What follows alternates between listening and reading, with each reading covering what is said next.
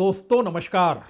दुनिया के सबसे बड़े लोकतांत्रिक देश के लोकतंत्र को लेकर सवाल अगर दुनिया भर में पूछे जाने लगे और दुनिया भर के मीडिया के जरिए यह बात खड़ी होने लगे कि भारत में लोकतंत्र को कहीं दबाया तो नहीं जा रहा है, भारत में सवाल पूछना क्या अपराध है, और सवाल अगर दुनिया के किसी भी क्षेत्र में भारत के किसी भी प्रतिष्ठित व्यक्ति से पूछा जाए तो क्या वो गलत है। यह सवाल ऐसे मौके पर उठ रहा है जब कल जंतर मंतर यानी दिल्ली में क्या होगा कोई नहीं जानता है।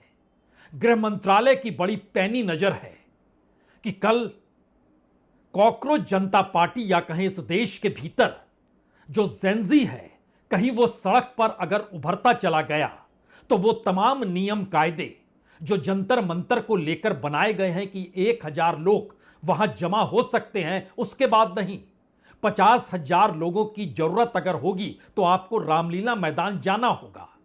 इन तमाम जगहों पर पहले से अनुमति लेनी होगी। लेकिन अगर यह परिस्थिति पलट गई तब क्या होगा?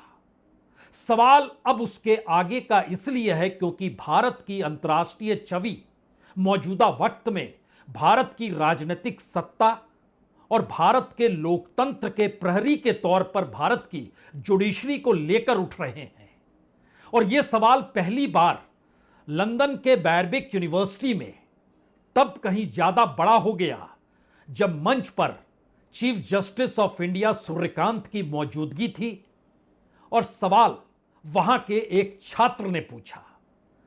उस सवाल का जवाब तो नहीं मिला, लेकिन इसके साथ ही यह बहस लंदन में भी छिड़ गई, क्या वाकई भारत में सवाल पूछना अपराध है। दरअसल हम लंदन आपको लिए चलें, लेकिन उससे पहले 3 बातों पर गौर कर लीजिए। भारत में राजनीतिक तौर पर कोई भी विपक्षी पार्टी इतनी सक्षम है नहीं कि वो अपने बूते मौजूदा राजनीतिक सत्ता को पलट दे, चुनाव में हरा दे, ऐसी परिस्थिति है नहीं। दूसरा सवाल, इस देश के भीतर जो छात्रों के सामने बड़ा संकट है, उस संकट का समाधान सरकार के पास ना तो पेपर लीक को लेकर है और ना ही किसी भी परीक्षा को सफलतापूर्वक कराने को लेकर है। इतना ही नहीं, बड़ी तादाद में बेरोजगारी और उस बेरोजगारी के बाद की परिस्थितियों में लोगों के भीतर का गुस्सा, जिसको जेंजी के तौर पर पूरी दुनिया में पहचाना जाता है, उसके भीतर के गुस्से को कोई जगह मिलेगी या नहीं मिलेगी, यह दूसरा सवाल है।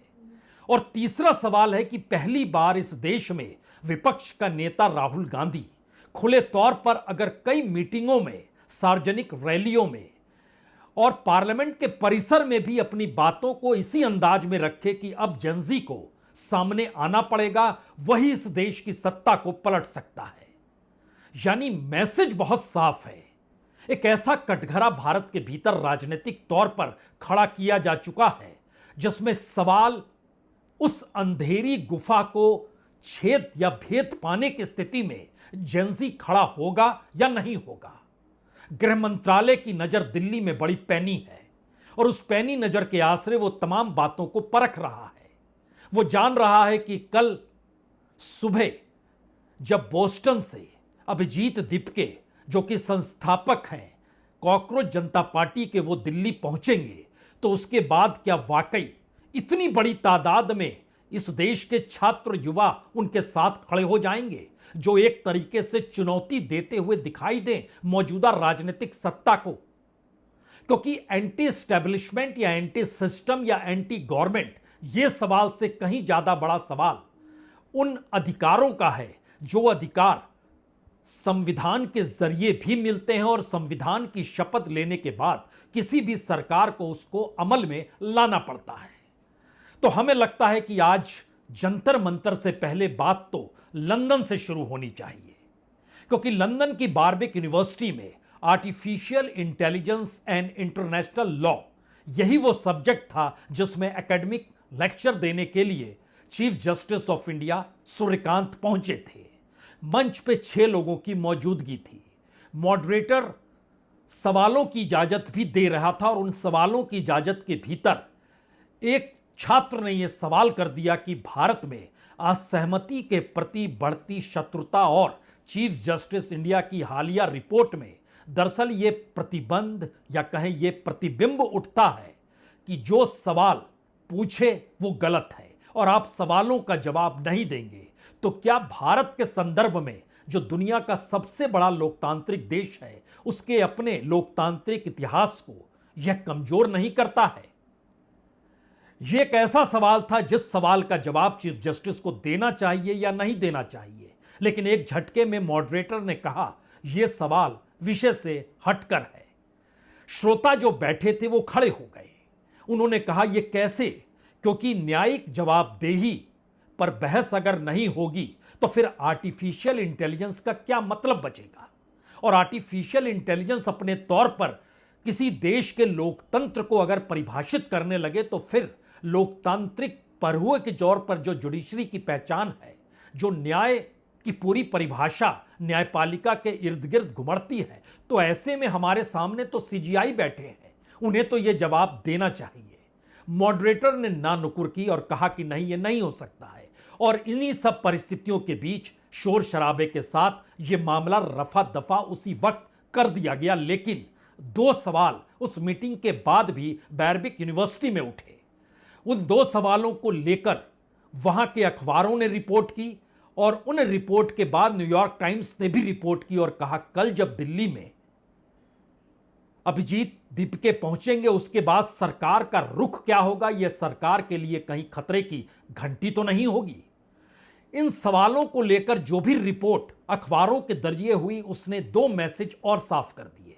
पहला, पूरी दुनिया की नजर दरअसल भारत में जेनजी को लेकर है, छात्रों को लेकर है, युवाओं को लेकर है।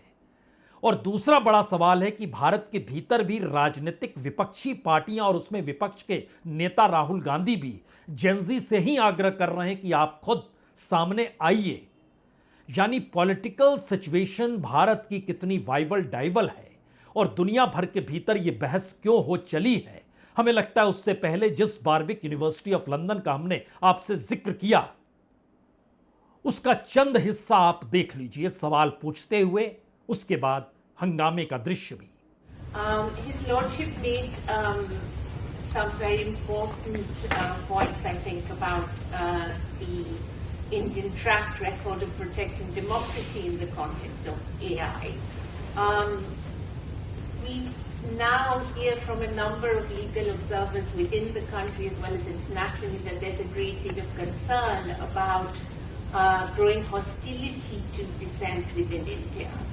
And it does seem that this hostility is somewhat reflected in His Lordship's recent, very well publicized. With all due respect, I'm so sorry, I would not be able to take up that question since the topic is concerning artificial intelligence and international law. Yes, so sorry. I think when the respected speaker has I'm referred extremely to sorry. I'm extremely sorry. and journalists and We'll have to cut it off. information.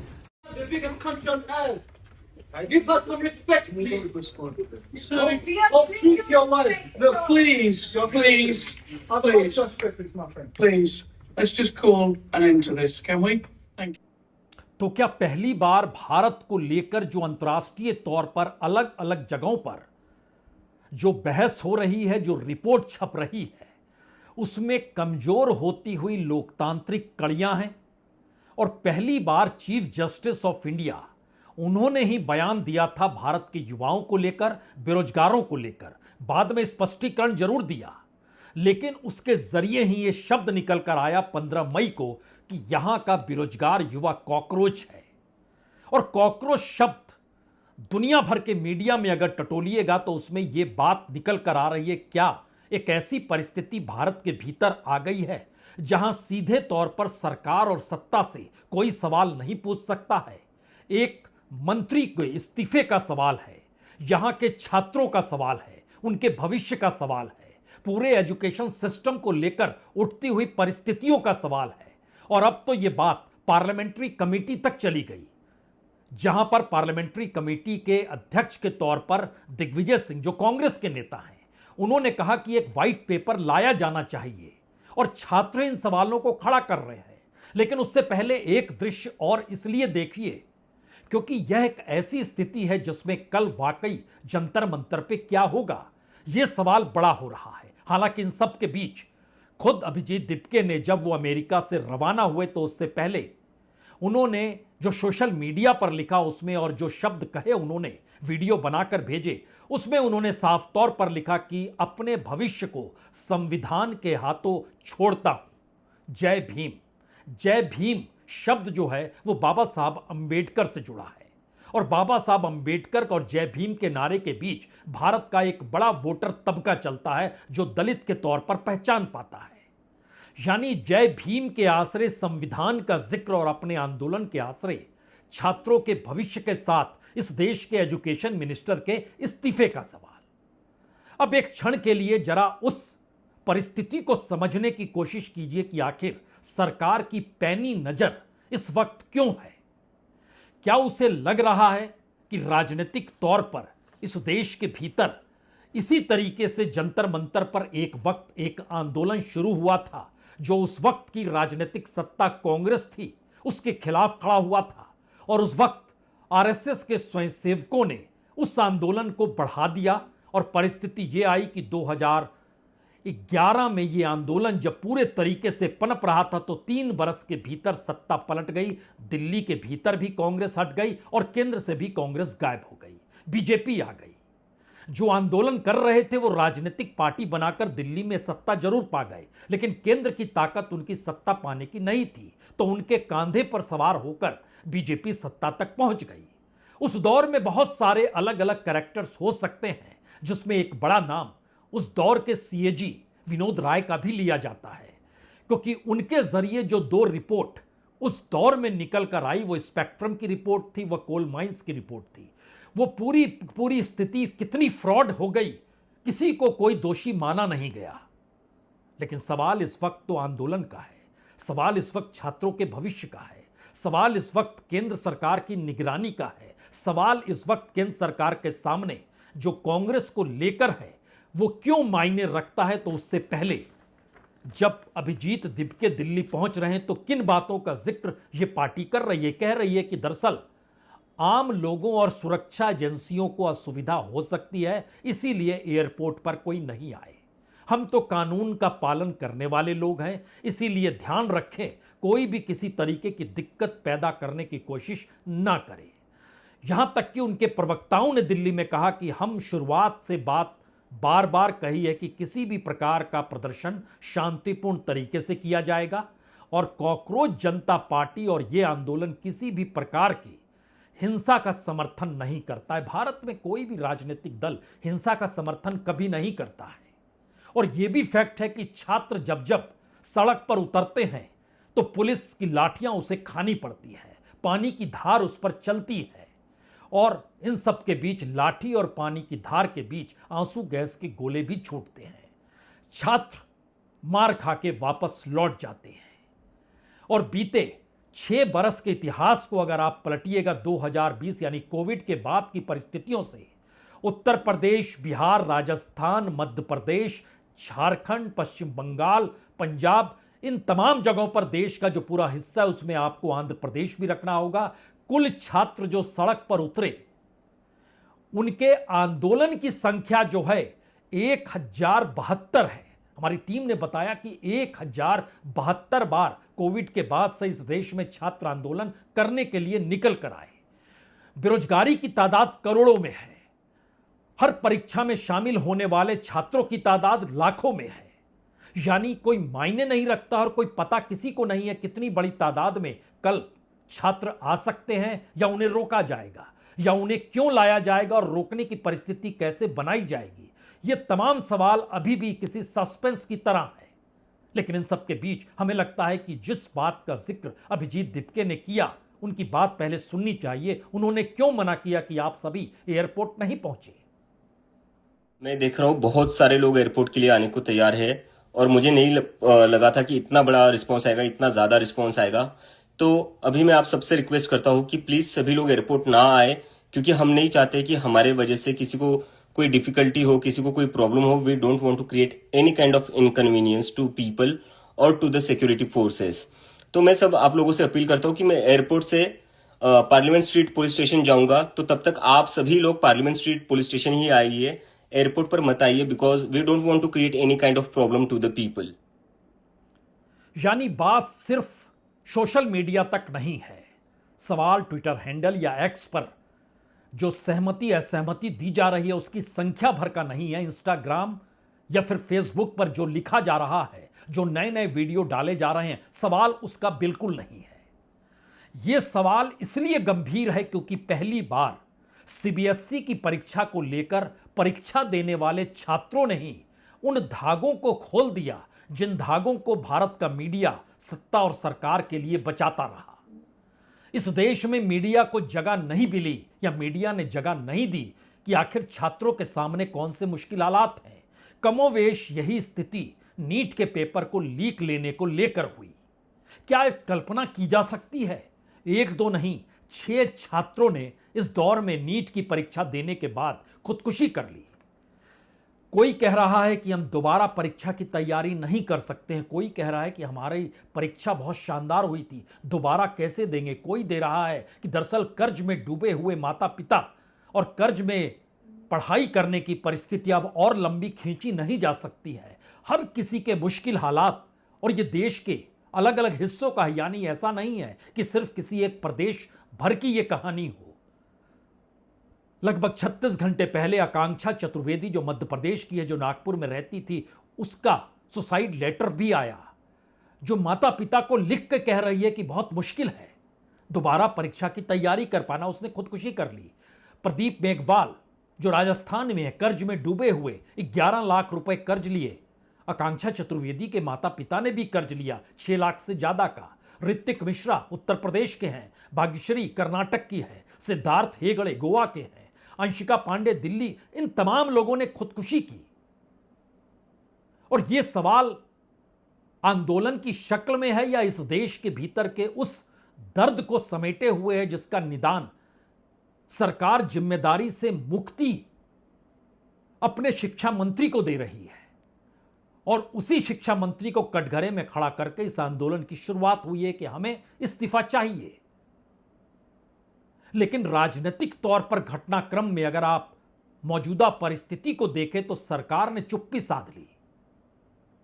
High court और supreme court ने सुनवाई से मना कर दिया। जिस cockroach जनता party को लेकर कहा कोई हड़बड़ी नहीं है, यह सब सिर्फ भ्रामक बातें हैं कि इससे कुछ हो जाएगा।